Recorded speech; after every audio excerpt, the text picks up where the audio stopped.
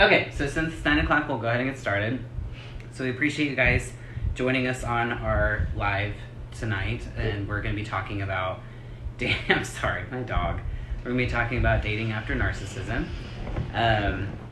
And really just like it's a live Q&A so that way you guys can ask us questions and concerns about, you know, just dating after like toxic relationships or narcissistic relationships, whatever label you want to put onto it. It's really hard, you know, because you're putting yourself out there to be vulnerable again. And so that's just the whole purpose of this, is so that way you guys can ask me questions about just like what was going on in my head and all of that, which again, some of the questions we've already gotten, probably a lot of people are already curious about, because a lot of them are built based around like trust. And then obviously I want you guys to feel free to ask Chaplin any questions as well, just about kind of his perspective, like being on the other side of this. And so that's the basis of this too. I told Chaplin that he's free to share whatever of his story that he's comfortable sharing. So that's the whole basis of today. So like I said, we will go ahead and get started. I'm gonna start with one question. We're just going to start with the most common one that we got, which was really just it was just based around trust, like in general, and not just trust, like how was I able to start trusting someone else, but there was questions involved, like how was I able to start trusting myself too. And I think that's just as big of an issue as it is like trusting someone else. How do we want to start with this? Okay, so I guess we'll start with like how did I learn to start to trust myself again.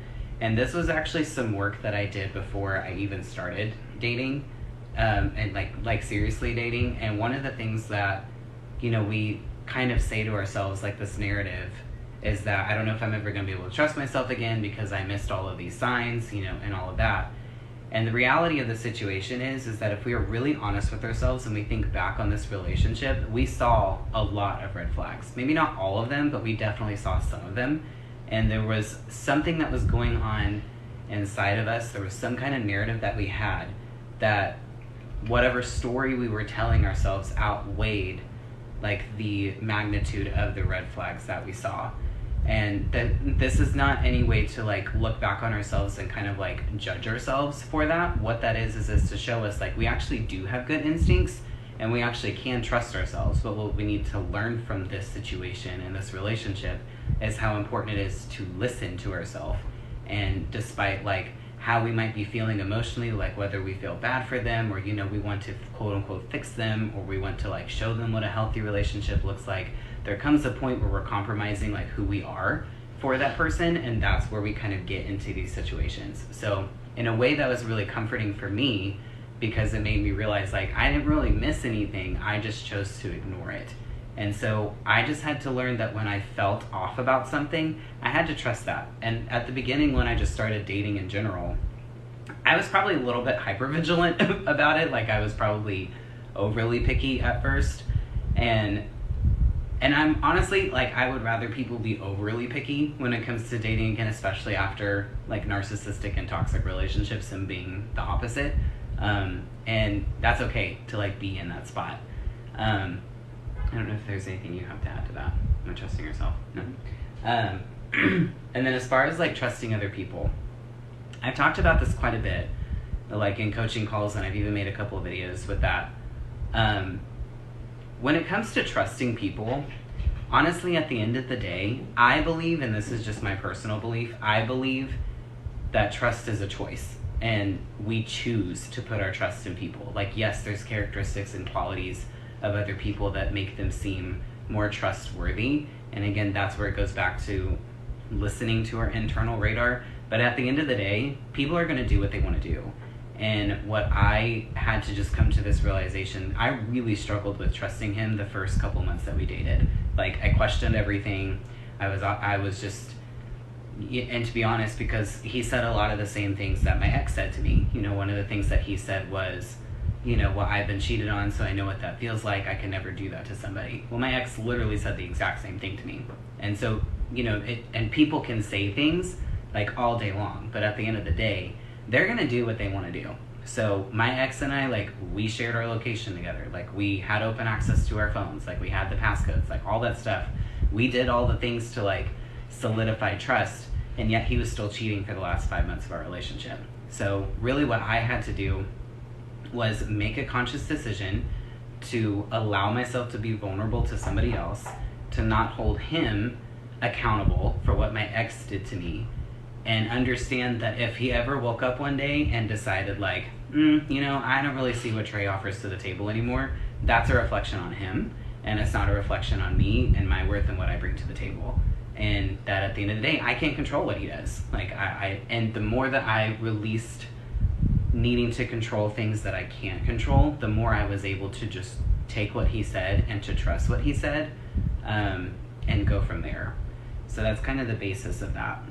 So Stevie says, I go on my first date tomorrow after my toxic relationship and I'm so scared. Well, I would honestly, like, I would kind of be surprised if you weren't scared because it's a big step. And so again, like kind of what I was talking about earlier, the thing that I want you to just keep in mind is that go into it, like, I feel like sometimes, like, we kind of have this, like, we put a lot of pressure when it comes to dating, because, like, obviously we all want to, like, find our person, and again, there's nothing wrong with that, but, like, dating's supposed to be fun. Like, dating's supposed to be meeting new people, finding out what you want, finding out what you don't want, and all these things. Like, don't go into the first date and have this pressure of, like, you know, where it's like, this person's gonna be, like, my future husband, you know, or you just put all this pressure on it. Like, just go, like, when we met... Just tell them how we met. Well, we met on Tinder, and it was not supposed to be anything serious at all. Like, you know, again, I'll let him share what he wants to. It was a one-night stand for me. Well, it's supposed to be. Supposed to be. That did not happen, because after, within, like, 30 minutes, we were like, oh, this could be something. But when I walked into the... Could be. Whatever, you're hooked. You're still here, almost 2 years later. When I walked into that bar where I met him, it was literally just like, whatever, I'll just go get a drink with this person. Like, and that's all that it was. And it just went from there, obviously. That was his third date that night, by the way. Yeah, I was well into my hoe phase. We'll just be honest about it. So I was very productive. I was very good at my job. So just don't put the pressure on it. Just go and just have fun and just be excited to just be doted on by someone. And again, just pay attention and just pay attention to what, like, your internal radar is saying. If you get an off vibe, you don't have to go again. And if you don't have any reason really to not go on a second date with this person, then go for it. But if there's some things that you are just like, ooh, I don't think I like that, then trust that. Like, that's again what we have to learn to do from these. Trust your instincts. Because at the end of the day, it'll come right back.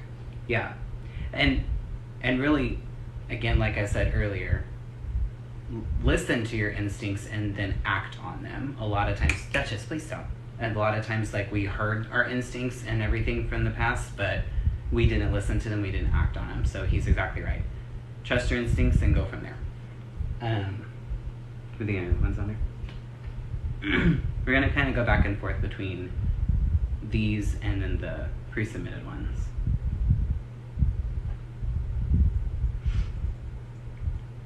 We're just looking. Okay.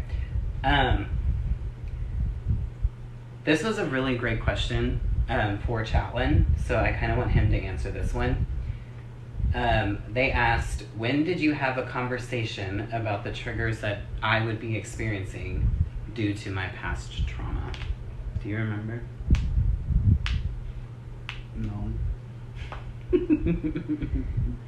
But anytime something like that came up, when it came to red flags, it's just all about, I've been in many relationships, but with this one, it's a completely different.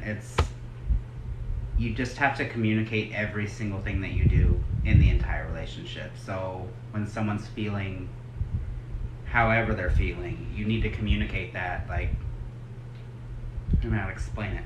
It's just, communication is key. So, like, if you're feeling a certain way, let your partner know, hey, this is what I'm feeling. I don't know what I need to do to get through it. whether you can help me or get through it or not, but this is how I'm feeling. So, and how I helped with Trey, I kind of, depending on the situation, I'd help him through it the best I could, but at the end of the day, that's his way of getting through it. And he's not, and the other thing that I just remember telling him early on in the relationship, because again, when I met him, I wasn't really looking for anything serious, it just kind of happened. And so I told him, I know that I'm gonna get triggered, I don't know what they are yet, but when I find out, I will let you know. And at the end of the day, my triggers aren't his responsibility. It's his responsibility for it to be a safe place for if I get triggered, that he won't make me feel guilty about it. But at the end of the day, I have to work on my own triggers. I can't avoid them, and I can't try to hide from them. I have to learn how to manage them. And the more that I can manage them, then I can really not be held down by them anymore. Like, and I'm honest with you guys, we've been together for 2 years. I still get triggered sometimes. Most of the time now, I self-trigger. And that's super fun and dramatic, but as far as like just don't. But as far as just like in general, I don't have like X triggers anymore. Most of the triggers that I have now are really insecurity based, which I can talk about on another day. Clint Obeen has a good one. It says, "Is it possible to relate to some narcissistic characteristics without feeling guilty?" Read that one more time. Is it possible to relate to some of the narcissistic characteristics without feeling guilty? Yes, I would say so. And the reason it's funny, we were talking about this in the car earlier today. If we're all honest with ourselves, like, we all have different levels of narcissistic traits in us. And sometimes it's not always necessarily bad to have some of those traits. There is such a thing as a healthy level of narcissism, and that comes with like knowing your worth and having, not accepting certain characteristics from people, and being able to look at yourself with a certain level of confidence, and being able to, like have those boundaries, and to where like you're hard on the boundaries. Like, some people can interpret certain things like as like narcissism, and being confident in yourself is not narcissistic. Like, having your best interests at heart, it's a healthy level of narcissism. Now, if you're cutting other people down to build your own confidence, or if you're manipulating other people to build your own confidence and that kind of thing, like, that's where it's unhealthy, but there is such a thing as healthy level of narcissism, and I hope that answered your question. But that's kind of my opinion on it. I think that, go ahead. My biggest thing with like relating to narcissistic characteristics, the biggest one in every relationship when you're first starting out, is love bombing. Mm-hmm. I did it to him. I've love bombed the crap out of him. I look back on the stuff I said on him. Well, he sends it to me. He goes, "You were such a love bomber." I was like, yeah. I was like, "Did it work?" Yeah. Obviously it did. But it's like, we all do it. Like, I'm not a narcissist whatsoever, but like, we all have certain traits that are an aspect of it, if that makes sense. So like, the biggest one in everyone's relationship, at the beginning of a relationship, it's the love bombing. You're showing off, you're showing the best parts of yourself, you're like, once you find, like, for example, when I met Trey, like, I was actually attracted to him, he wasn't just a one night stand. That first night I knew that this is the one I wanted to be with. I know it's cheesy, but it's true. So I did whatever it took to get him, if that makes sense. He pretty much Mind did. you, I still do the love bombing, and I still do the romantic stuff. It's just not like, when I say the love bombing phase, it's like being romantic, but like on steroids. Yeah. Well, and that actually brings us into one of the other questions that was submitted, was how to know if it is love bombing versus someone just being genuinely nice. And again, I think, Clint, is there a pamphlet with all these definitions? Yes, it's my TikTok account. Just go scroll. I'm just kidding. But there is a difference between love bombing and just the typical honeymoon phase, which is what Chatlin's talking about. And how you can kind of tell the difference is the things that you do in like that honeymoon phase, where you're just like, you're trying to like, impress them and put your best foot forward, is true. Like, love bombing is like over the top honeymoon phase. It's over the top putting your best foot forward. So instead of like Like, there was one time where Chatelain surprised me at work, and he went and got me lunch. If he had showed up at my work with, like, a, you know, mariachi band and 100 roses and all this, like, and just took it after the first week of us meeting, that's love bombing. Like, that's a little much. Love bombing. I couldn't afford that. Well, you know, but all he did was he just surprised me. He showed up to work and he went and got Subway for me, and then we just ate at like my job. First few dates. It was literally like within the first week of us talking, you know, and that's like doing something nice to like try to impress the other person. That's normal in relationships. But if you have somebody that's like literally like talking about marriage and talking about like where we're gonna go on our actual honeymoon and like, oh, let's just move in together, you know, all this kind of stuff, and all those conversations are happening within the first couple of weeks, you might have a love bomber on your hands, you know. I was gonna make a joke that probably wouldn't be very funny, but never mind. So you just kind of have to Just say it. Now I want to know. It's about lesbians. Oh, U-Haul? Lesbians are classic love bombers. We'll just say that, and we can say that because we have lots of lesbian friends. One of our best friends is a lesbian. She would laugh at that. They love U-Hauls. What? They love U-Hauls. Oh, they do love the U-Hauls. But, you know, but it's kind of true. So there's like a difference between the love bombing and just the normal, like, you're putting your best foot forward, you know, just trying to impress them, trying to, you know, all of that. So again, I would just, if you're ever in the beginning stage, if you're trying to decide if it's a love bombing versus someone's just being genuinely nice, ask yourself, like, if you ever find yourself saying like, wow, that was a bit excessive, you know, then you might, and that consistently happens, then you might have either a love bomber or just like a stage 5 clinger, one of the two. Hold on. Yep.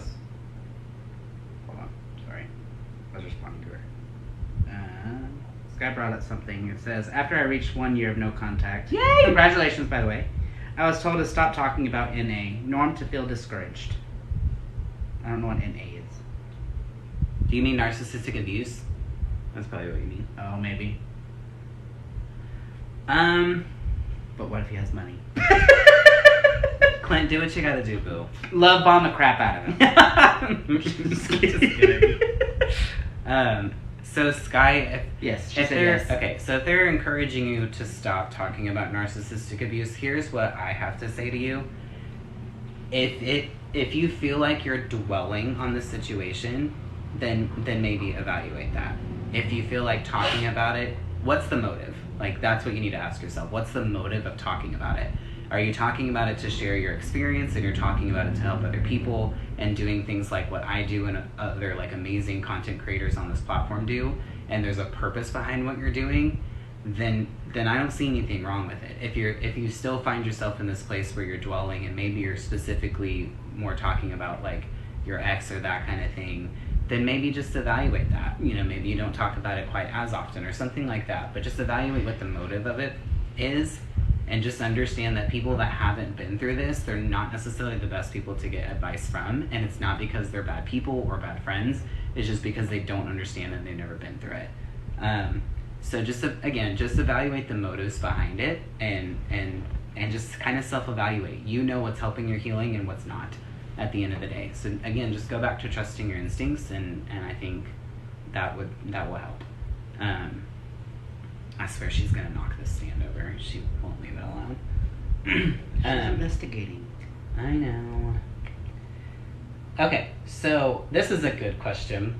What boundaries, we're both gonna answer this question. What boundaries were set in your relationship early on that were new to you in dating, or just in general, what boundaries?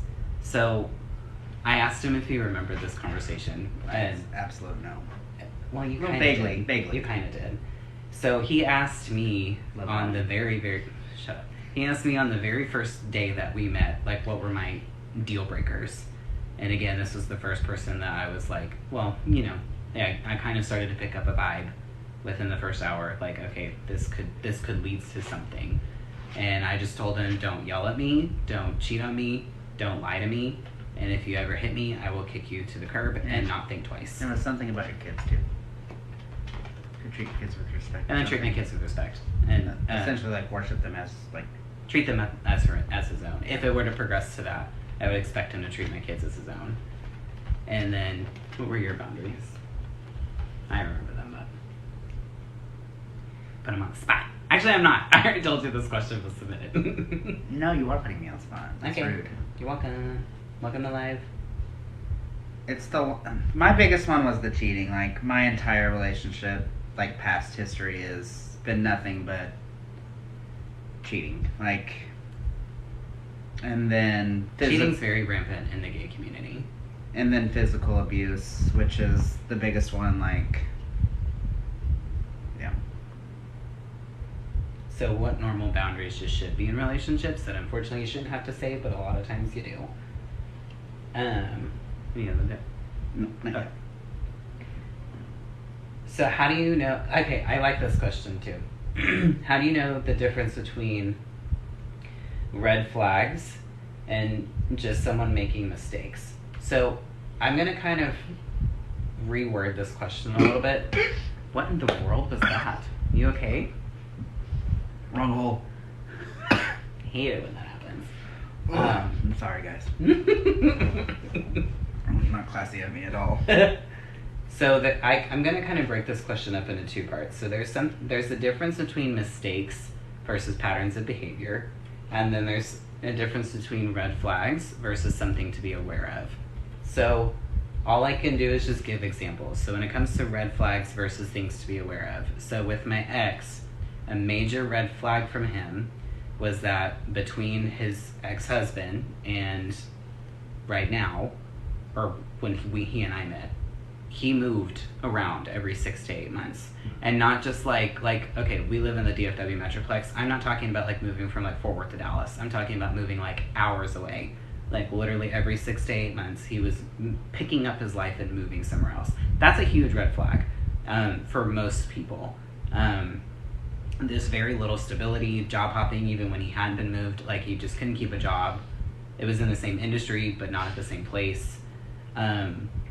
Another red flag was how he talked about essentially how every ex that he had or every major person in his life has screwed him over. Like, you know, his mom, his ex-husband, ex-boyfriends, you know, friends, you know, all this stuff.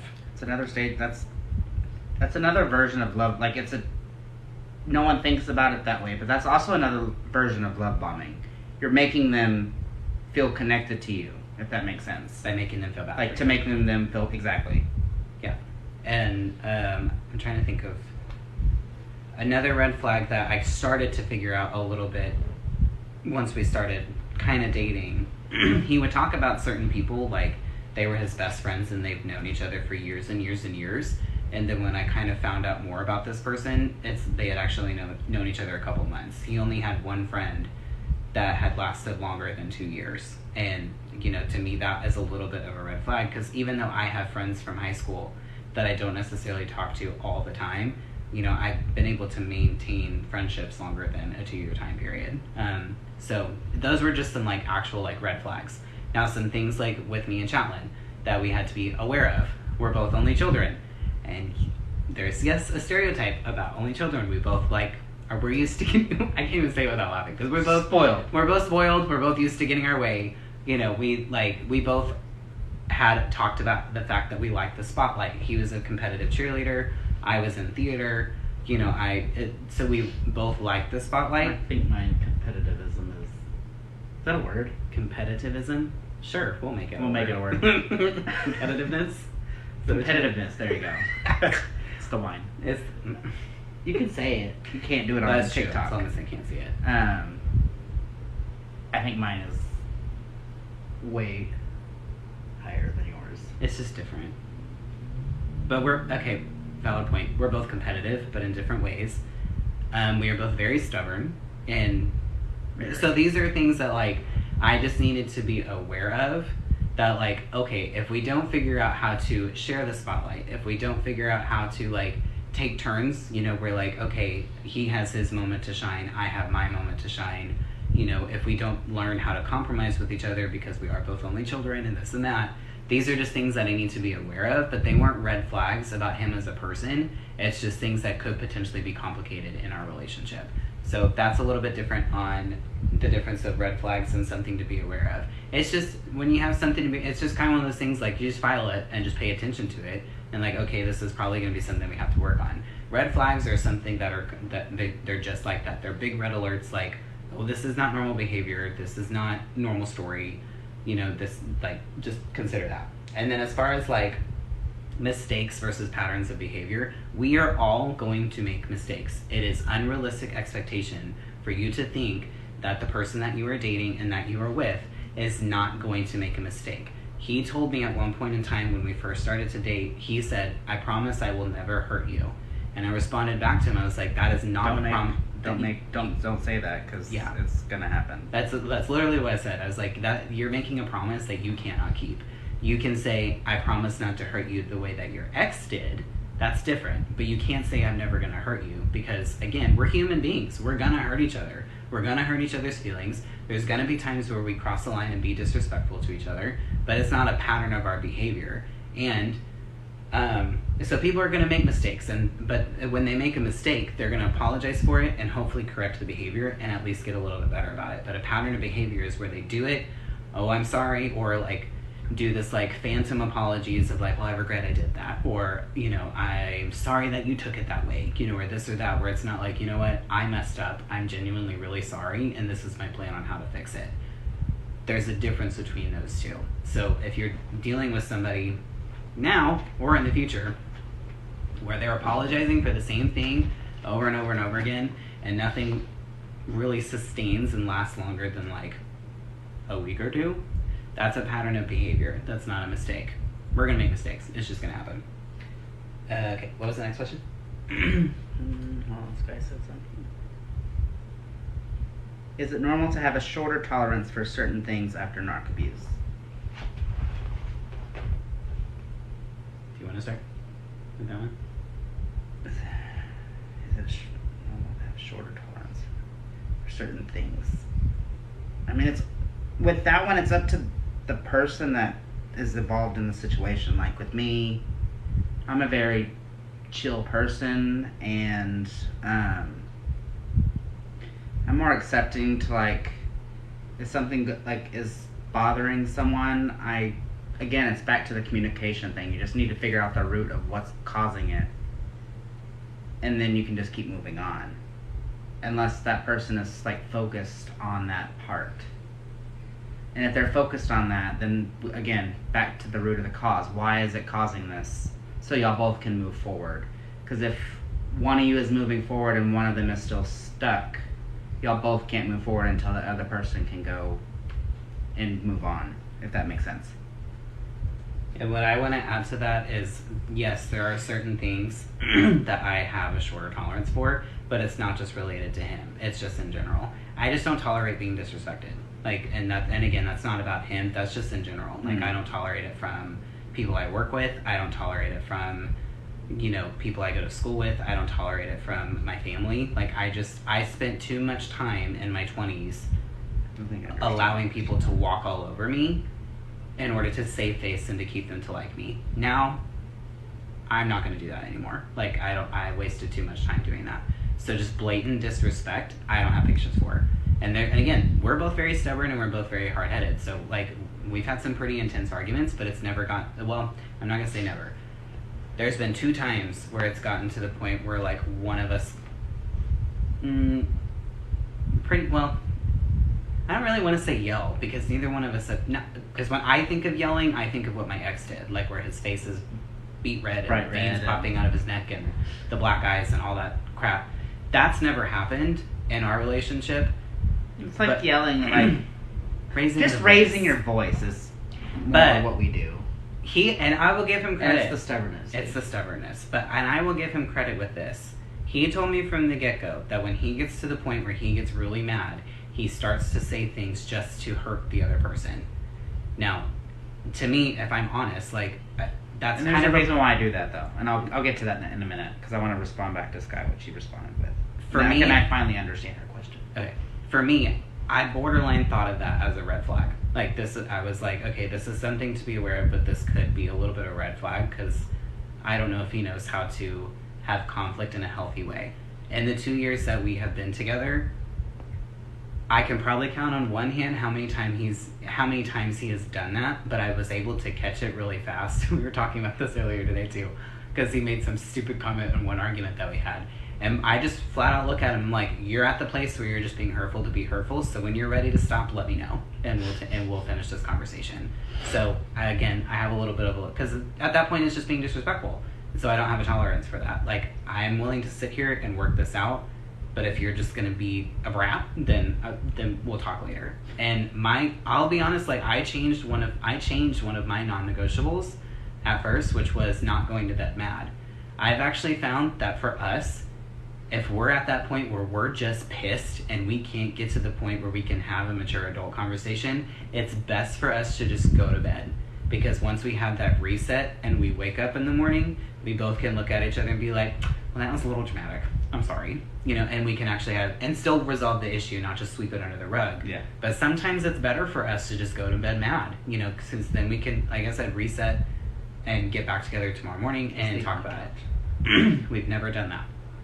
That's still kind of a non-negotiable for me, is sleeping on the couch. Sleeping on the couch and not coming home after an argument. That's a big no for me. So I hope that answered that question. I think I saw some other questions pop in there.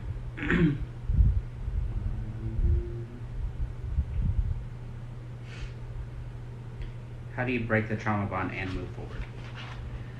Ooh, that's a deep question on how to breaking the trauma bond. I'll be honest with you, it's the hardest thing I've ever done. It takes a lot of work and it takes time. It's not one or the other. Like, time's not going to fix it. You have to work and give yourself the time. There's a really great resource that's on my bio. It's called the Trauma Bond Recovery Course. It's a 12-week course, walks you step by step through it. I think having a combination of therapy and coaching works very well, because therapy kind of asks those questions of, how did I get here? Like, what happened in my life over the years that allowed me to accept this kind of behavior for an individual? And coaching is more working with someone, like myself, who's been through this, and I can teach you like day-to-day strategies on like how to move forward, how to stop ruminating, using specific narcissism, and getting over narcissism tactics. And you're walking that road with someone who's already walked that road. But giving yourself a lot of time and a lot of grace, and just understanding that you're in a tremendous amount of grief on top of all the betrayal and all of that. So, if you're ever interested, I do offer one-on-one coaching. I think you're able to break a trauma bond much faster when you're working with someone. I really wish that I had a coach whenever I was going through this, because I was literally figuring this out on my own outside of my therapist. And again, my therapist was more focused on the past, not necessarily right now. Yeah. And most of the clients that I work with, like, they usually retire me after 6 to 8 weeks, and that's pretty good timing for that. So I know that's probably not a super specific answer, but that's unfortunately the best I can do on a live. I'm sorry. This one I don't know if we'll be able to answer. That's BPD. Borderline. Why is it so much harder to leave someone with borderline personality disorder than a regular breakup?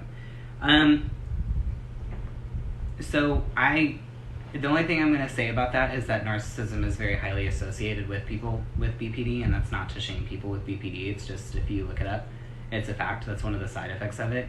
So a lot of times you do go through a lot of these same things that we talk about with narcissistic abuse. It's also the same thing, with other personality disorders. So that's a big reason why it can be harder. That's probably a better question for someone that specializes more in that area. You can actually, Carrie McAvoy, she is a licensed psychologist, and that would actually be a really great question for her. She's also the one that's hosting the webinar tomorrow too. So sorry, I don't like answering questions that I don't feel super qualified to answer, and since I'm not a licensed psychologist, I feel like that's kind of getting into a realm that I shouldn't get into. I would always rather be honest than make something up, because I feel like if I make something up, that's more harmful. Okay, this was a question that was submitted for Chatlin. I loved this question.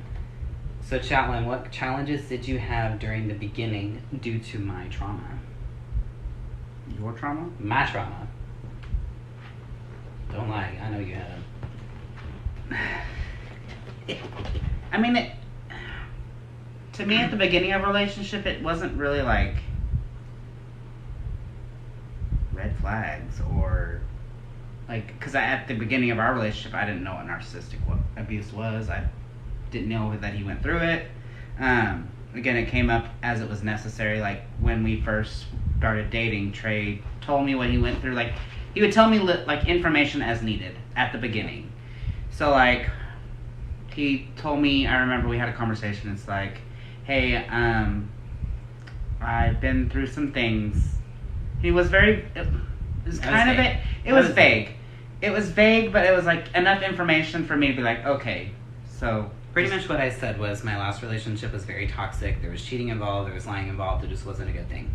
Like, literally, that's all I said at the very beginning. And what I told him was, if this progresses, I feel like I would rather work on a need-to-know basis. I will tell you more as you need to know more. And that was mainly based on, like, why I got triggered.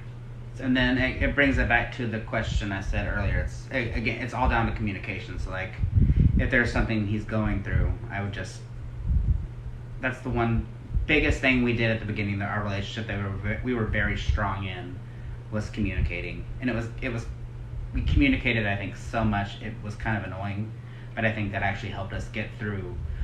When we first met, I was going through something completely traumatic, and then what he went through was something completely traumatic.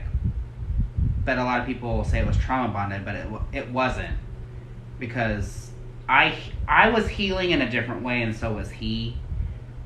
When I moved back after my situation, I moved back to Dallas. I met him like 2 weeks later. After the relationship. I literally met him 2 weeks after I broke up with my previous one. Like, it was pretty Again, quick. We weren't looking. But now we are here 2 years later. Yeah. I forgot where I was going with that. You were just saying how you were dealing with your own trauma, and I was dealing with my own trauma. And I think that's why it made me understand why communication was so important. Like, out of all of the relationships that I've been in, being cheated on, I could write a book. But what I had just went through and into a new one made me understand the importance of communicating and why it was so important to help myself, but also I found a very attractive man, and to make it work so I could have that man. Does that make sense? Yeah.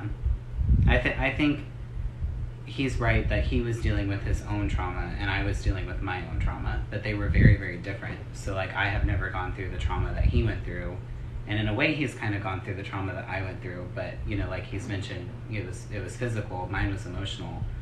You know, I was almost envious of him, and I know this sounds really weird. I was almost envious of him because he was able to kind of let go of it a lot faster than I was. And he even said at one point, I feel like what you're dealing with is so much harder because, you know, mine, they were bruises, I healed, my physical bruises healed. Yours was emotional, mine was emotional. It was a mind F, you know what I mean? Like, everything in my brain was telling me that everything that anybody ever does is a lie. You know, with him, he just... And I'm not saying this to, like, belittle anything, but, like, he was just with an asshole that just crossed a line multiple times that it should never happen. You know, so he was kind of able to get to that place, you know, like, you know what, screw him. He's not going to hold my life down. My bruises are healed. I'm out. You know, and I remember us having this conversation, and he even said, I feel like what you're going through is so much harder to move past than what I went through. And that's not to belittle what he went through at all. What he went through was extremely traumatic. I would agree with that. What I went through was, it was really bad, but at the end of the day, like, I'm okay. He's gone out of my life. The hardest part was at the beginning of our relationship was, again, we had to communicate about everything. I would tell him my boundaries. Like, there was certain, like, I still to this day cannot be touched right here. Like, I will freak out. I don't care who you are. Like, I got my hair cut today, and I literally was holding the little thing that goes right there, and I'm holding it like that, like this. And she's like, "Are you okay?" I'm like, I can't have things touch my neck. I will freak out. I don't care what it is. I don't care who you are. Like him, I'll freak out. Like, I don't care who you are. I just can't do it. And that's just something I've communicated to him. I was like, he's still to this day, like, he'll put his hand right here, and like, he's helping me progress. Yes, but if it goes right here, I'm done. Like, again, I lost where I'm going. You started off by just saying like, you know, you healed and you were done. But I think what his point is, there's still residual side effects and different triggers, but his triggers are totally different than mine. Yeah. But again, even though his triggers aren't my responsibility, I still have to create a place that's safe for him to express those triggers without judgment. But he's also worked on them and communicated things with me that are like his boundaries and non-negotiables and like all that kind of stuff. And so it's just that mutual respect and, you know, of giving space for the other person to heal, you know, without compromising who you are and without compromising your own boundaries. Because I'll be honest with you guys, like if he was ever doing things or saying things to like put me down because of what I went through, or put me down because of my triggers, or said things to me like, you just need to get over this by now and blah blah blah, I would have been done, because that's not helping me, and that's making me feel guilty, that's making me feel bad. You don't get a right to do that, you know. So, and because again, like I remember telling him like the second day that we were talking, I was like, I'm not about to be no rebound. Like, so if I start feeling that way, like, I'm out the door, you know, because again, it was only 2 or 3 weeks after what he went through. His was like 6 months, so. Yeah. It was literally, I left on my birthday on September 27th of 2020, right? 2020? Yes. Yeah. It's like, it's been so long losing track now. of time, it's been so long. September 27th of 2020. We were officially dating October 19th. That's how fast it happened. But I moved back to Dallas September 27th of 1990. Now they know my birthday. Wow, 1990. Of 2020. Bringing 90s back. Whoop. Yeah, I'm 32 in 2 months. You sure are. Big 3-2. I'm already the big 3-2. I was about to say, you're whatever. already there, old man. We kind of touched on this question, but it was asked, so I just want to make sure we do. It's a question for me, when did I disclose my narcissistic ex to him? If they're asking, like, did I ever disclose the person? I technically did, and that was kind of a couple months into the relationship. I don't think you told me when we were like more when it became official, Oh, for sure. Because I wanted to make sure he wasn't on, or he had access to see.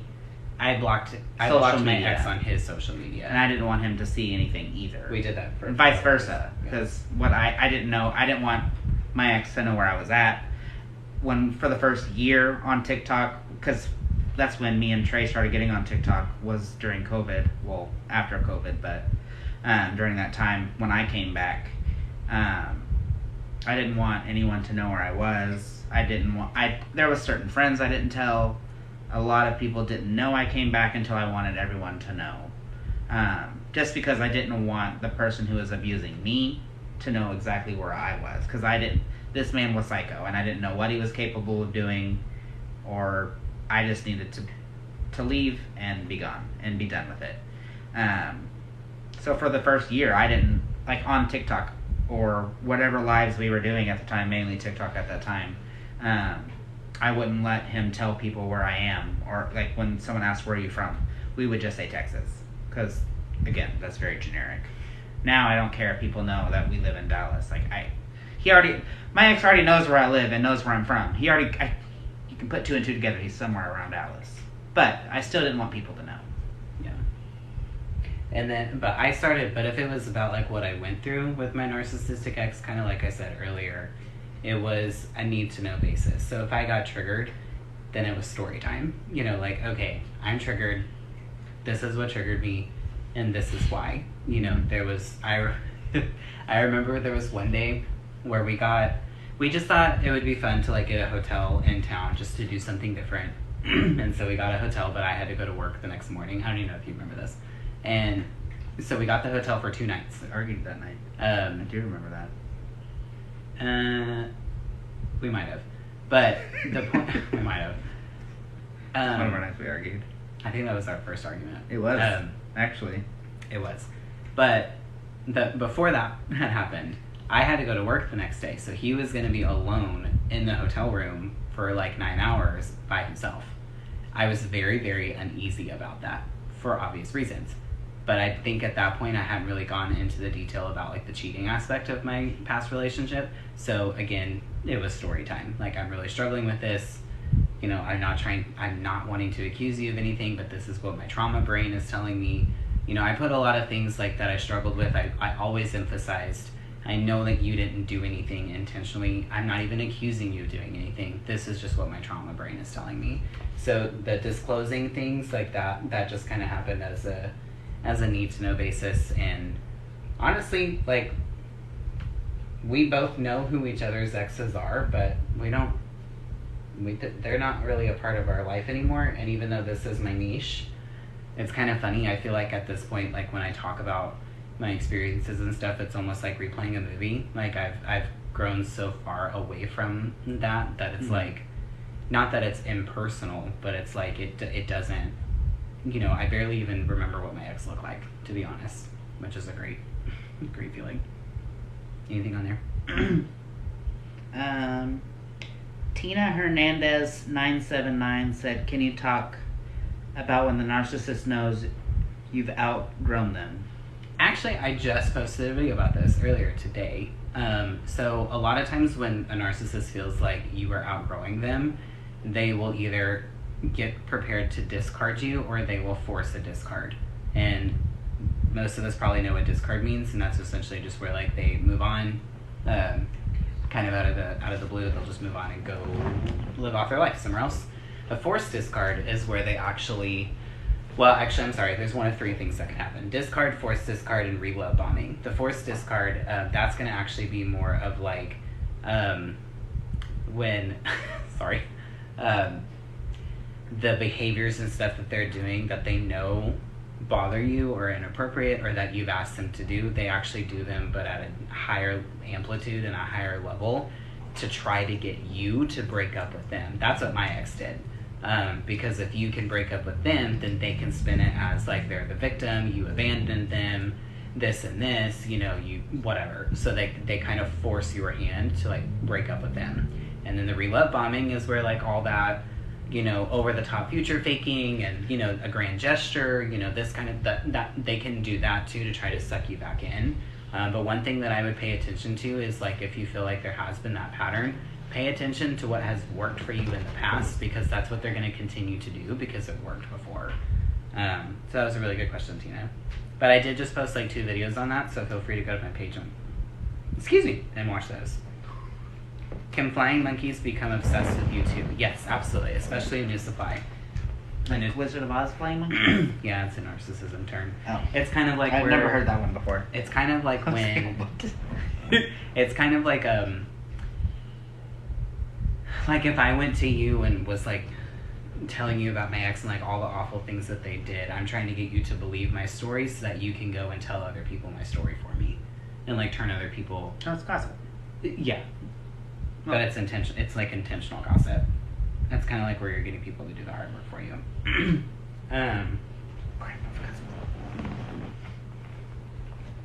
Okay, let me go back to previously submitted questions. So things to ask while dating to weed out potential narcissists. I think that's a really great question. So there's a concept that we've talked about in narcissism and dating, where there is something that they do called mirroring. And it's where they mirror your interest and like your goals and like what you want to accomplish and like all of this. And a lot of times, like, a mistake that we can make during this like mirroring phase is we just get really wrapped up in the fact that we're excited that we found someone that has the same interests as us, which there's nothing wrong with. But if you are trying to make sure that you're not being mirrored, then you can just start asking them some questions. So like, you know, I'll just use the same example I used in a video. You know, the example I used was, let's say that you're super into horseback riding, you know, and they're like, oh my gosh, I love horseback riding too. And if you just are like, oh, that's so exciting, you know, it's hard to find someone that's into that, and then you just move on, you know, you could potentially be getting mirrored. So ways that you could avoid that is you can be like, oh, really? Like, tell me about your favorite time horseback riding. Like, what is your favorite, you know, what's your favorite type of horse? You know, more specific questions. Make them talk about that interest, Because if it is something that you're genuinely interested in, you're going to be able to pick up on the fact, like, if they're not able to talk about it specifically or give specific examples or give examples that make sense, you know, you can pick up on that if it's something that you're genuinely interested in. You can ask them, you know, about, and some of these questions, like, I think they're good to ask pretty early on, you know, but I asked him pretty early on, like, tell me about your family life, you know, tell me about, like, you know, some hard lessons that you've learned about your, like, the thing I appreciated about him is, like, yes, he's sitting here saying that, like, almost all of his exes have cheated on him, but the other thing that he did was he talked about mistakes that he made in relationships too. So he wasn't sitting here, like, playing the victim about all of his relationships. He also talked about things that he learned and the things that he did that weren't mature, mistakes that he made when he was younger. You know, psycho. Well, you weren't psycho, you were just wild. You were wild. He was a party boy when he was in his early 20s. So he talked about that and just, like, the decisions that he was making, you know, during his party phase that weren't good and that he hurt people in the process involved. My ex never did that. Like, again, my ex was always... A narcissist would never admit anything like that. Not at all. They're never in the wrong. So that could be a question that you can ask. Like, tell me about a mistake that you made in a relationship that, you know, you learned from and that you improved from. You can ask that question. Just kind of really listening to something that was a red flag with my ex was his story. The details of his stories always changed a little bit, but the details that did change were kind of big ones. So again, he talked about how, like, his ex-husband was abusive to him. Every time he told the story, the number of times that he was put in the hospital changed. Like, one time they can't remember specific numbers they've said. They can remember the facts, right? But they can't remember, like, oh, he beat me 10 times when he actually, like, you know what I mean? Like, and the next time he'll go and say, oh, he beat me 12 times. Yeah, there was inconsistency, but he was talking about hospital, like, where he was put in the hospital. I understand if you're in a physically abusive relationship, you're probably not going to be able to tell me how many times your ex hit you. Like, you probably lost count. But you're going to remember when it got bad enough that you were put in the hospital. So when one time he tells me it happened twice, the next time he talks about it and he's telling my aunt, like, oh, it happened 4 times. And then he's talking to my mom, it happened 3 times. Like, literally that number changed every single time. So it was a small detail, but it was an important one. You know, so you can ask those questions about their past, and as it gets brought up and down the road, if the details are changing, that's something to pay attention to. Go ahead, I'm sorry. Oh, that's just, it goes back to what we said, like, towards the beginning of this live.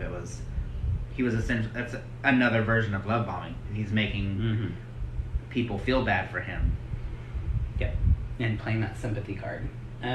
You know, I think the boundaries question is a great question to kind of weed out narcissists, because narcissists don't like boundaries. That's a good one. So you could even say your boundaries, like, right up front, like, hey, just so you know, like, these are my hardcore boundaries. You know, no yelling, no this, no that.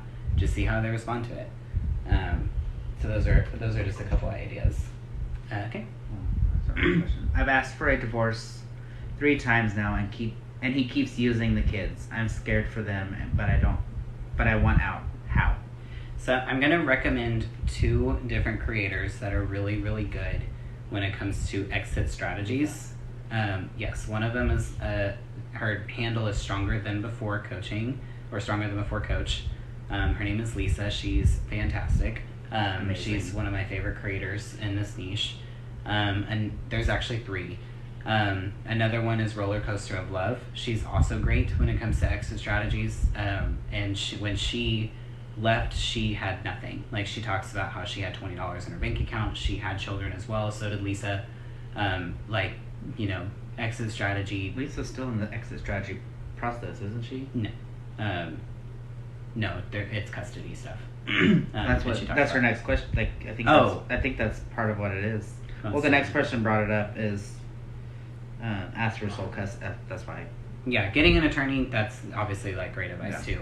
And then the other creator, her name is Heather Coleman Voss. She's another great one for exit strategies.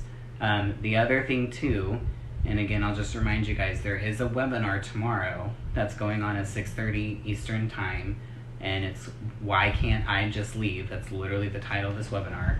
It's also the title of a book by Dr. Kristen Milstead. She's the main speaker on this webinar, where she's talking about certain things like this. So you can obviously attend that webinar. If you can't make the actual webinar live, because they are going to be doing a live Q&A and stuff, but if you can't make it live, anybody that signs up and registers for that, you're automatically sent a replay of the webinar, and doing it that way is cheaper than if you actually bought the replay like later. Again, exit strategy is not something that is in like where I feel very confident talking about, because I didn't have one. I just kicked my ex out. But I know a lot of people aren't able to be in that position, especially with kiddos involved.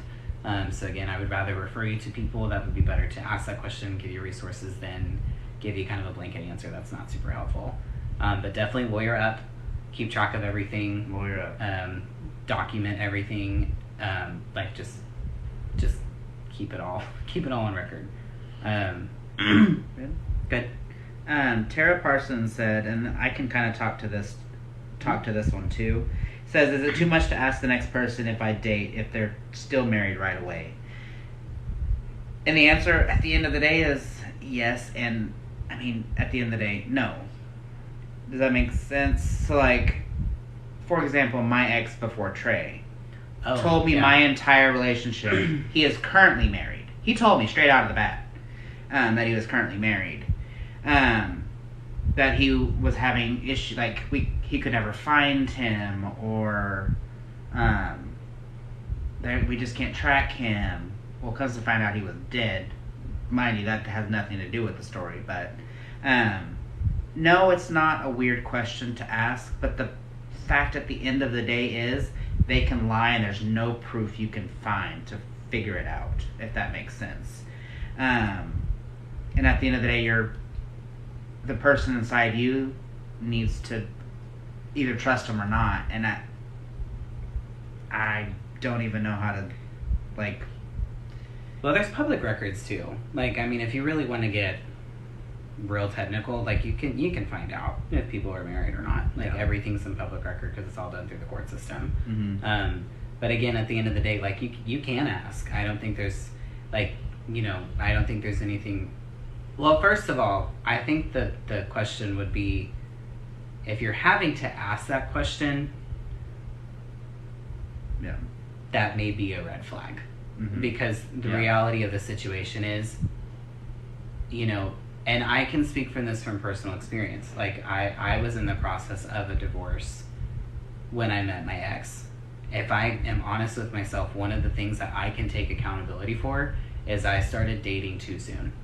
I really should have waited until my divorce was done, because I was previously married to a woman before I came out.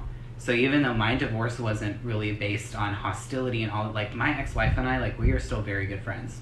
She and her new husband and the two of us, we all took the kids to their first day of school together. We have a great co-parenting relationship, and we are really good friends still, because during our relationship, we were each other's best friend before any other title.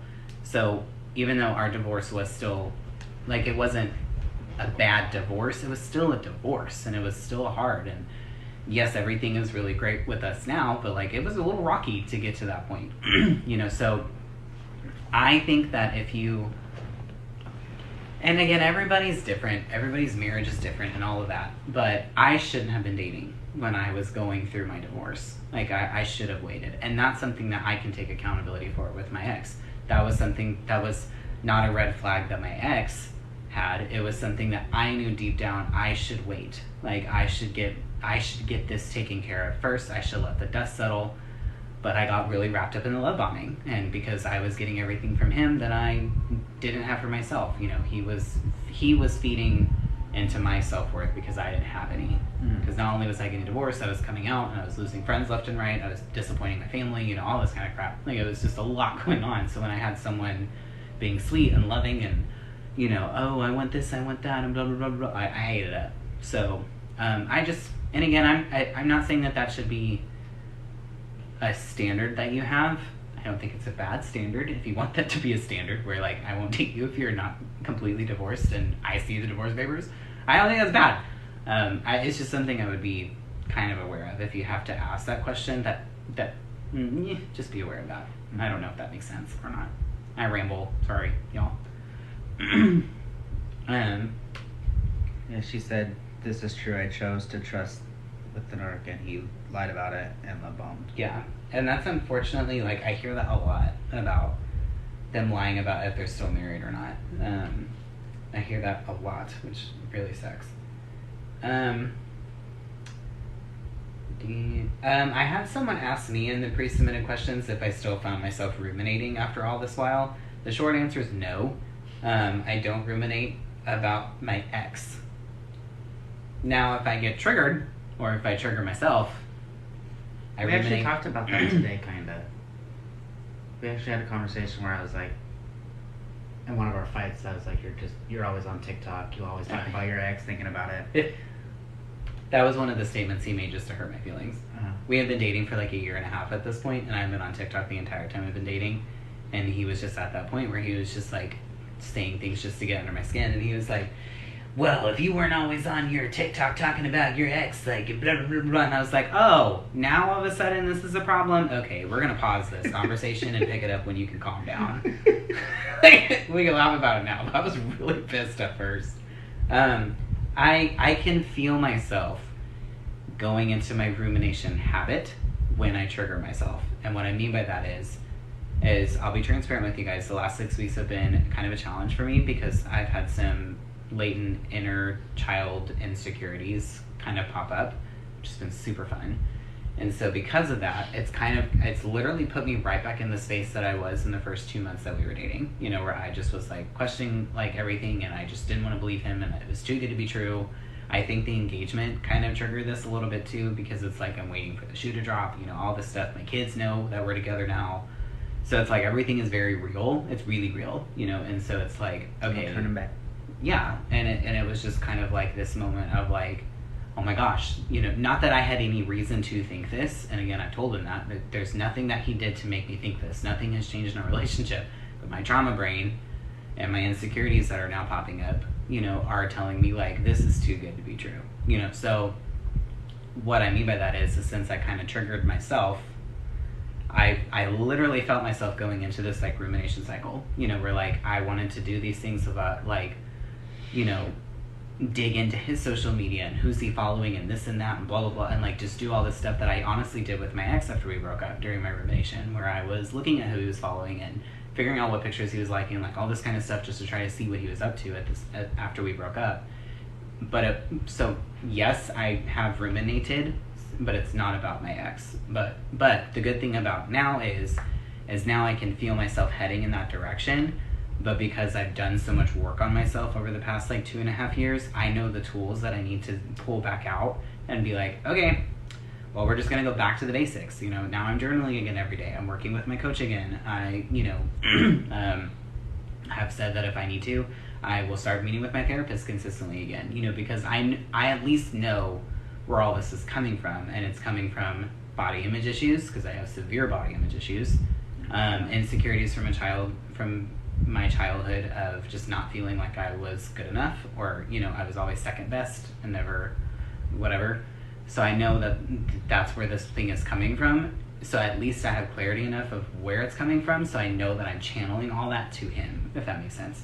And again, he's been really great about just like listening to the fact like, this is where I'm at, this is how I'm working on it, it's how I'm fixing it, you know. And that goes back to just the communication part, where like yeah, I have some really deep-seated wounds that I've kept locked up in a closet for a very, very long time, and it's time to start dealing with him, because I had to deal with all this other immediate stuff first. I had to deal with the trauma of my ex, I had to deal with my uncle passing away, I had to deal with the grief of the divorce and the coming out.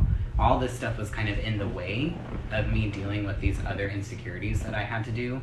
And now that all of those are taken care of, and life in general is pretty dang good, now it's like a game of whack-a-mole from hell when all my insecurities in my childhood are starting to pop up. So it is what it is. It's been fun. It's been great fun. Love ya. Mm-hmm. Let's see. I think we're almost out of the pre-questions. Has been any questions yet? Okay. We answered that one.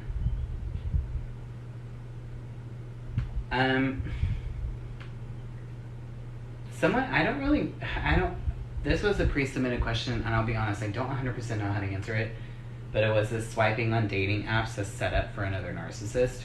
Here's the deal. Yes, dating apps are like a breeding ground for a narcissist. Like, that was what my ex was on when he was cheating on me, was dating apps. What about us? Now obviously it worked out for us, but so do I think that it's a narcissistic playground? Absolutely it is. Can it work out? Absolutely it can. It has worked out for us. I really don't think that you're going to be able to really know until you meet them in person, unfortunately. There's certain things that, like, you can pay attention to, like, the love bombing. You can pay attention to, like, things that they're saying and all that before that you actually meet them. But you have to meet someone in person to get a vibe from them. You know, like, you just do. And I think your instincts work better in person. But, you know, there's sometimes things that pop up while you're just chatting with someone on a dating app, too. So, do I think you need to be careful on them? Absolutely. But honestly, guys, when you're dating, you just have to be careful. Like, there's crazy people out there. Like, there's a difference after. So once you realize you were in a narc relationship, like, for example, Trey now knows what he went through with his ex. At the time, did he know? No. But now he did. So your next relationship, you have a better understanding of what to look for, what red flags to look for, and all that stuff. So it's not like you're going in blinded this time, if that makes sense. You know a lot. You're better educated than you were previously than when you got with that narc the previous time. That makes sense. You know, you have a better understanding of what to look for. Yeah. You just have a different knowledge base. Hopefully you view yourself differently than you did back then. Mm-hmm. Like, I would never tolerate the things that I tolerated from my ex now. And it's like I said towards the beginning of this, it's not just from him, it's from anybody. Like, I'm not going to do that. And what's interesting is that I shouldn't say that. There were even things that I tolerated from him during that relationship that I wouldn't have previously either. It just happened to be where I was at in my life, that we were the perfect toxic storm together, where unfortunately, I was putting all of my worth and all of my value in other people and from him. I had no source of my own value. So that's why I think when it comes to dating after narcissism or toxic relationships, do not try until you think you're ready.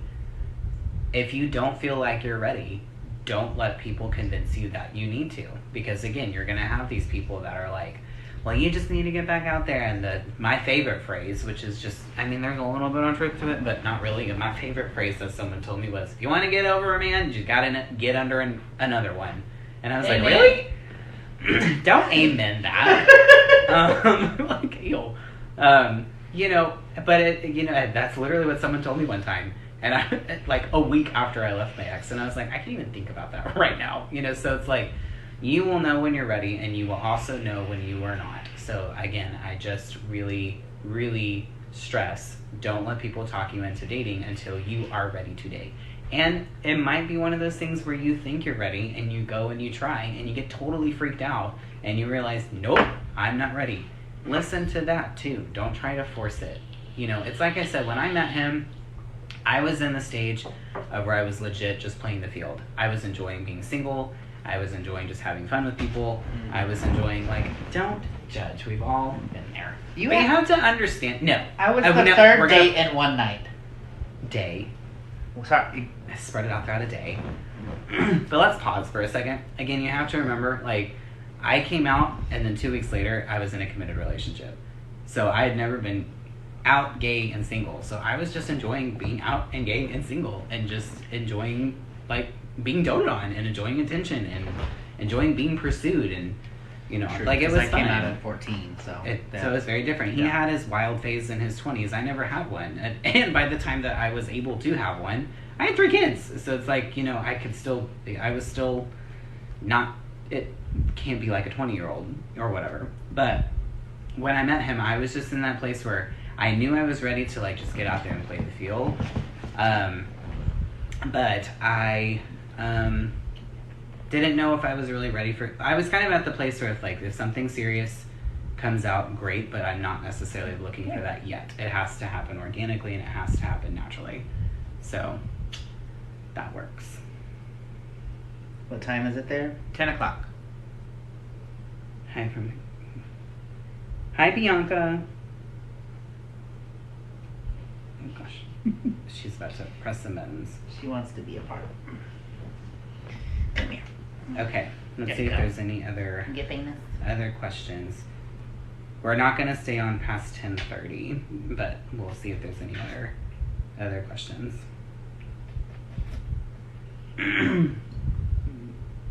The phrase that makes me so mad is "let it go." Oh my god, that makes me want to just slap someone. It's like, oh well, why haven't I just thought of that, Carol? Like, God. I think I've said that to you a few times. What? Let it go. Mm-hmm. Well, not when it comes to like my ex. Not in a petty way, but like, that makes sense.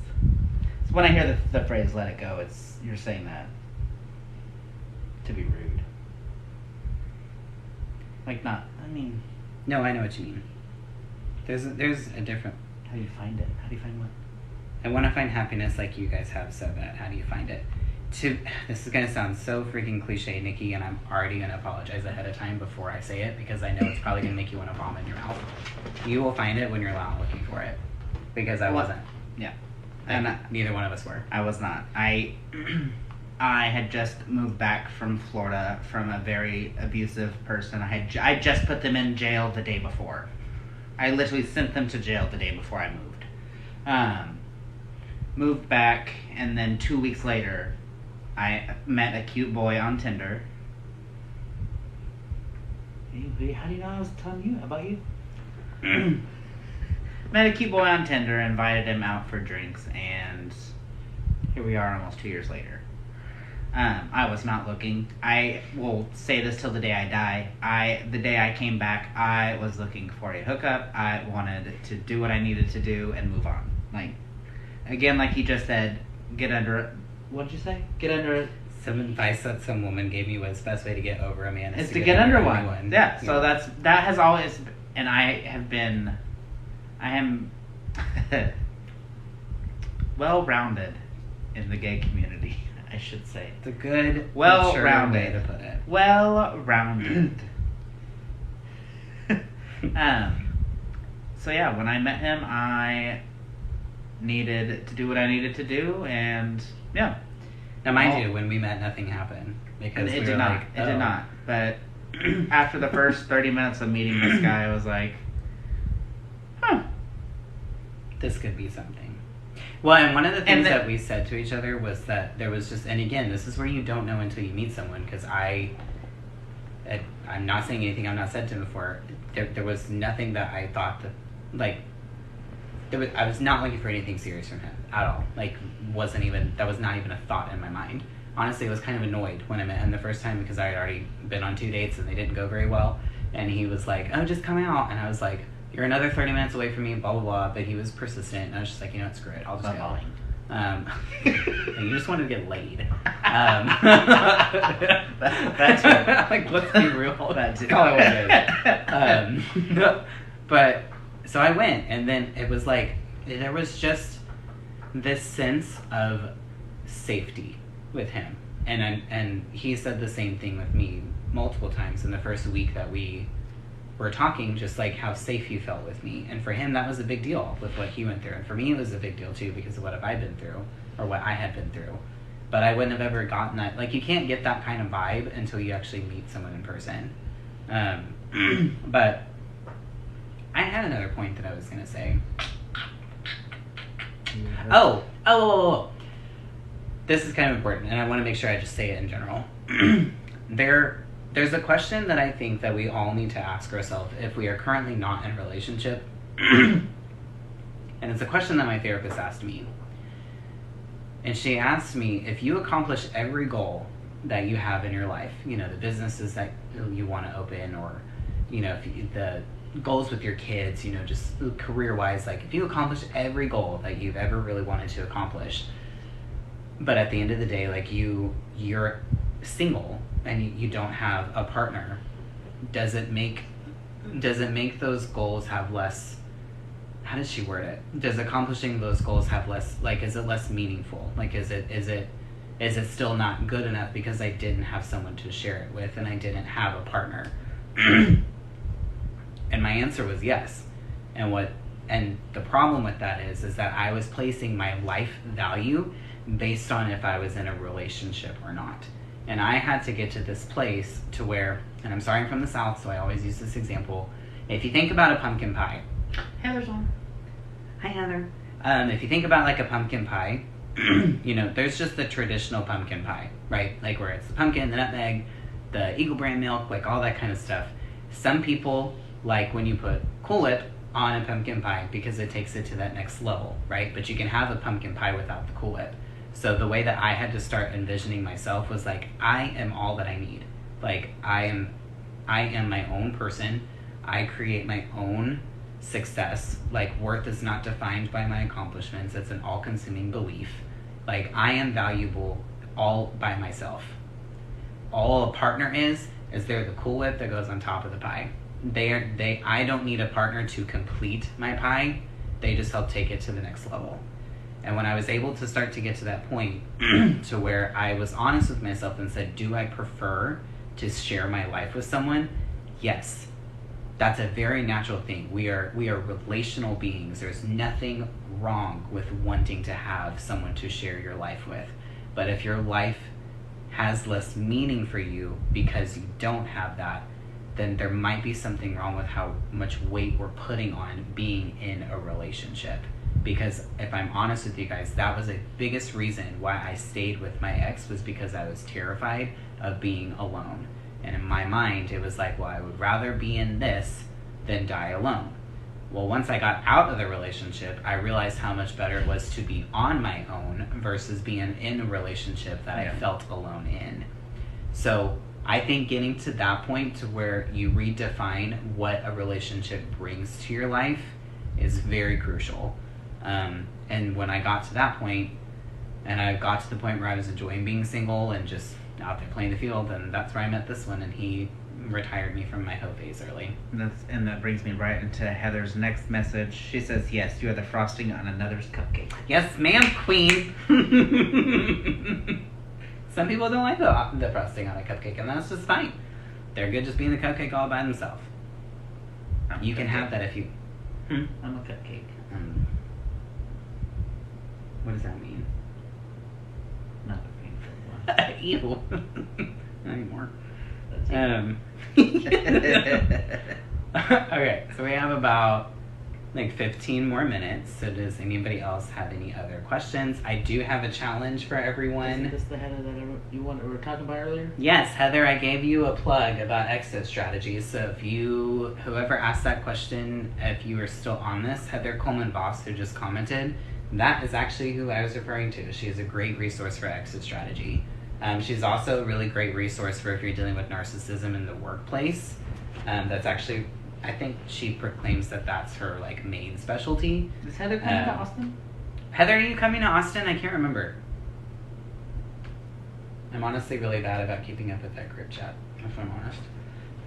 Okay, while we're waiting for other questions to come in, few just little things to be aware about. So if you guys have enjoyed talking to me through live, I would love to be able to talk to you in person on October 15th in Austin, Texas.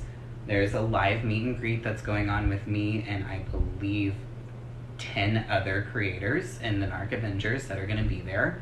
The details for that, oh, that's right, I forgot about that, Heather. Do you have to be vaccinated for that? No, she is. Oh, because is she traveling? Yeah, we'll talk about it on live because I don't want to talk about it. No, you're good. Yeah, no, I get you. So, anyways, October 15th in Austin, Texas, is going to be the meet and greet. So there's going to be a meet and greet portion that's just kind of open to the public. You do have to register for it because there's only limited seating in the venue. Then there's going to be an exclusive live Q&A portion that you can register for, and then also there's going to be live one-on-ones with our creator, with us too. So love to see you guys there. The registration for that is in the Beacons link in my profile. It'll take you straight to that. The Why Can't I Just Leave live webinar is tomorrow, 6:30 Eastern Standard Time. Again, registration for that is in the Beacons. And then that's pretty much it for that kind of stuff. But I do have a challenge for y'all before we end. A couple more questions that just came through. Will I find my true love? Is he even out there? Yes, he is. And I was raised, you'll find him when you're least expecting. You'll find him when you're least respecting it. I always told everyone to just essentially to middle finger it. Like, I didn't believe that. Like, I did not trust Hallmark movies. I didn't trust any of that. But you shouldn't. But at the end of the day, I literally, truly, honestly now believe that. I met him when... Now, I've met certain people in my past that I've dated, like, when I wasn't ready. But was I not really ready? But, like, truly, when I met this one, I truly, honestly, was not ready. Mm-hmm. Like, I was not.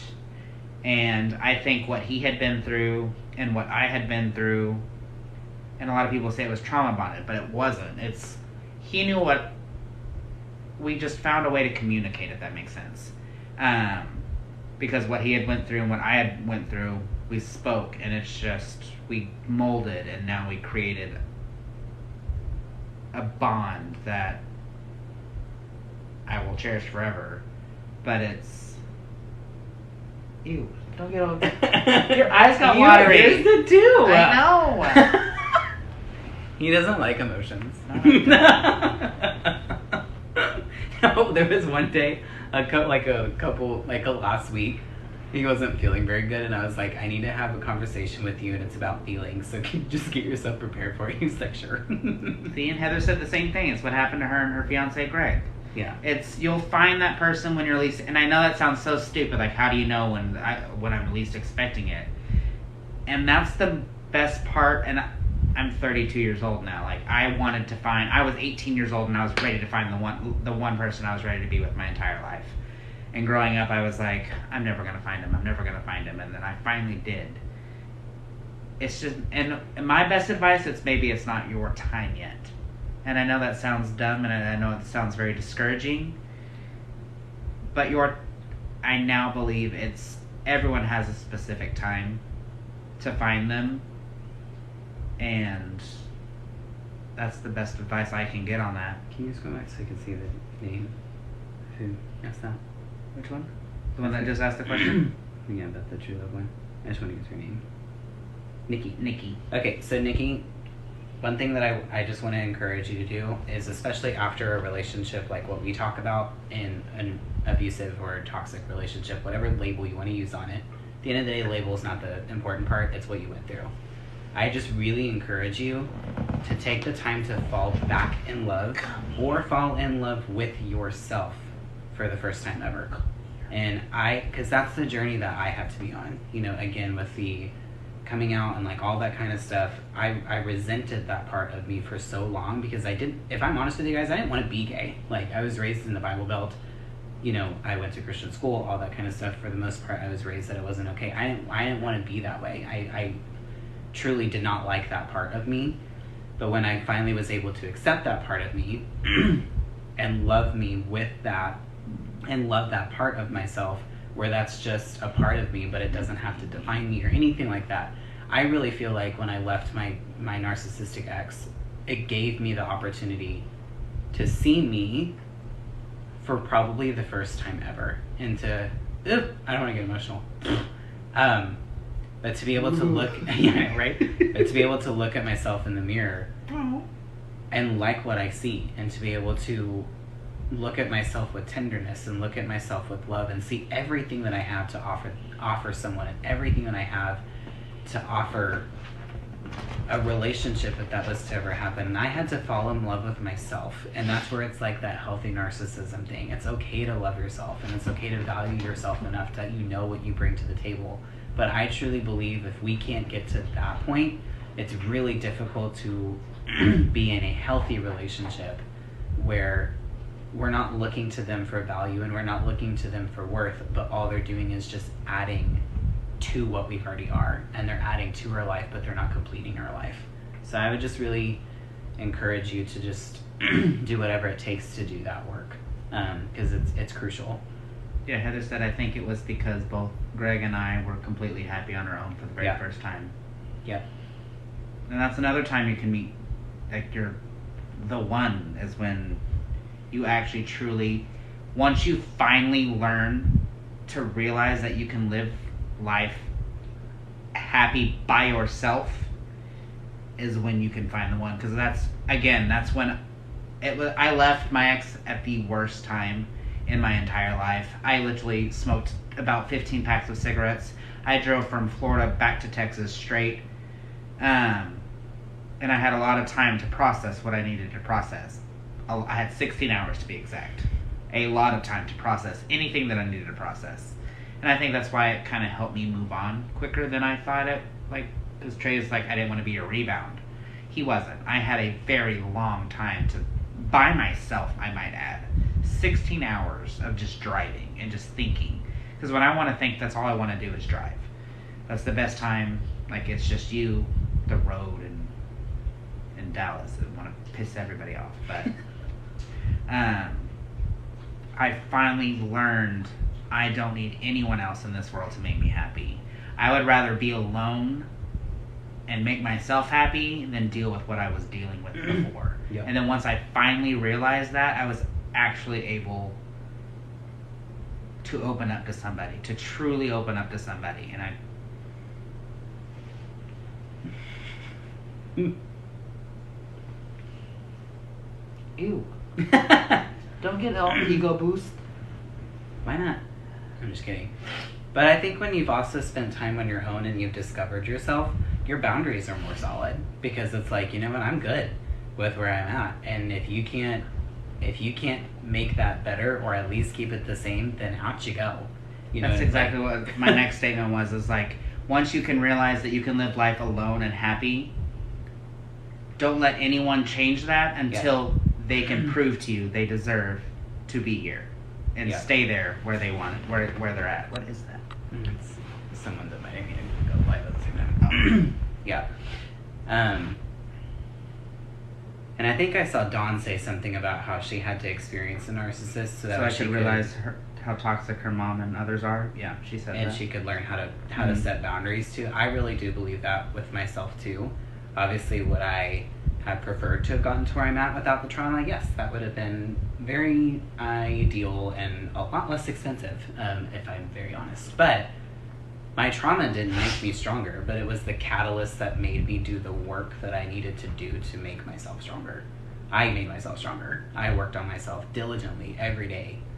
For really the hardest part of work that I did was the 6-week time period, and that's when I worked the hardest. I still actively work on it now, you know, but I did that. My trauma didn't do that. I did that. But I think in a way I needed something like that to kind of shake me out of that, where I was looking for worth and value from other people. So Heather just shared, sharing your emotions is so healthy. Please, hold on, I moved. Please don't hide from them. And I, just looking at you. No, I do hide. I do. And everyone needs to, we're in such a world now where everyone's scared to do certain things, and everyone needs to just move back to getting to know themselves. Like, in COVID, I felt like that would be the perfect time for everyone to realize that, to learn themselves, and it didn't, apparently. Maybe to some people. Like, for me it did, because I was with a very abusive person at that time, and that's when I learned that's not what I needed to be in. Once I finally realized that's not what I needed to be in. But at the end of the day, it's just, the best advice I can give someone is to love yourself. And love yourself first before you allow someone else to come into your life to change that. If you can't love yourself, well, it's a movie. If you can't love yourself, how the hell are you gonna love? That's RuPaul. That's RuPaul. Yeah. There you go. Like, if you can't love yourself, how the hell are you gonna love somebody else? Can I get an amen? There you go. RuPaul said it best. Like, and that's the best advice I can give anybody. Like, love yourself first, because at the end of the day, if you don't, like, if it's just you, like, that's all you have, and you need to love yourself. And again, it's like I said, there's nothing wrong with wanting to have someone to share your life with, but it just doesn't need to be where your life doesn't have meaning if you don't. Is it Coco? Coco said, I bought your Wellness Wheel journal as soon as I left my... Oh, well, first of all, thank you, and I hope that you've gotten some value from it. The Wellness Wheel journal that she's talking about, it's the journal that I wrote, and that was the exact work that I did for those 6 weeks. The next question. Oh, sorry.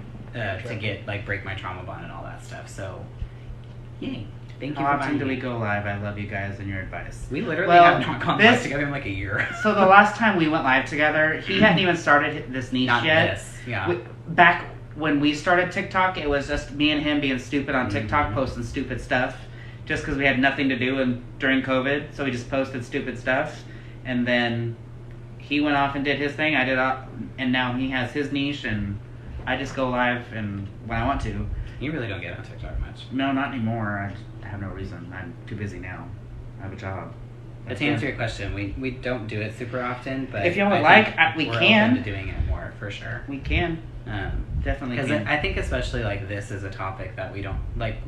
There's such a saturation about narcissism and the hurt and all of that there's No one not a talks lot about about the after and the dating and all that kind of stuff, because I feel like, I don't know, maybe this is just in my head where it's like maybe taboo to talk about because, you know, or it's just, I don't know why we don't talk about it very much, but I feel like it needs to be, because again, human connection and wanting to have that person is okay, you know. It's just learning from our mistakes. She says, please do.